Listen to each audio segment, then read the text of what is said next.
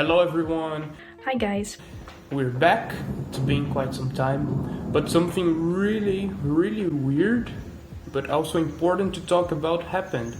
Last race, in the first lap, there was already a red flag because Grosjean had a huge accident, and it's important that we talk about that. And it's important to say that if it was some decades ago, he would probably have, died. Grosjean was kind of in the back of the grid and he tried to go from the middle to the right of the track. What happened is that Daniel Kvyat was in his dead corner. He touched the front left wheel of the Russian and got into the wall. He crashed with 221 kilometers per hour into the barrier and the car split in two, caught fire, and it was silent for a moment. The crash itself, it was terrible to see. We saw flames on the TV, but we didn't know if Grosjean was okay. It took some time before we could know if Grosjean was okay. It was of course red flag and all the drivers went into the pit.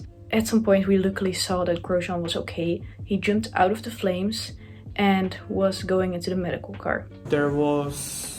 It was a huge impact. I mean, 53 times the gravity force. Yeah, but like, how did he survive? So after some deaths, some accidents, Formula One improved a lot.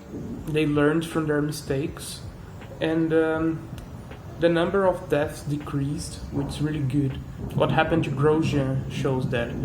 The Formula One cars have built something they call survive or cell, if I'm not wrong, which is where the body is in the car, and it's built to take huge impacts. It's something really good, but that's not enough, because like, if the head of the driver is gonna be there with no protection but the helmet, it's also dangerous.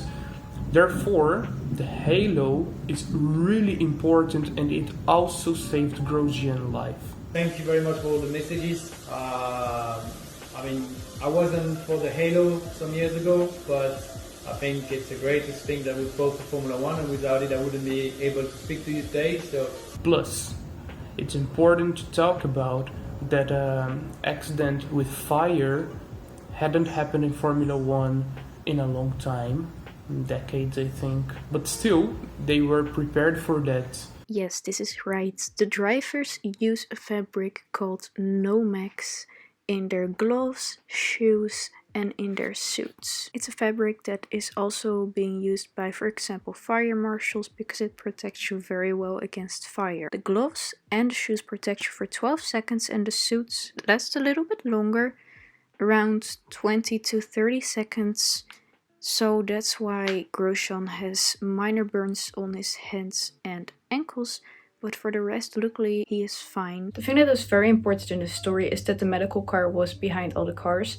In the first lap, there's always something that can happen, and because of that, the medical car was behind, and the medical car could come right away, and the medical staff could help Grosjean get out of the fire and get him away from there as quickly as possible. Also, there are marshals next to the track who could start to blow off the fire, and because of that, Grosjean was in very safe hands. The rescue staff, if I can call them like that, and the doctors and everyone, they did a good job.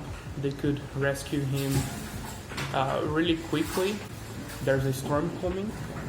And for the next Grand Prix, the Soccer Grand Prix, there will be, at least until now, 2 new drivers, because Romain will have to be replaced by Pietro Fittipaldi, a Brazilian on the grid again.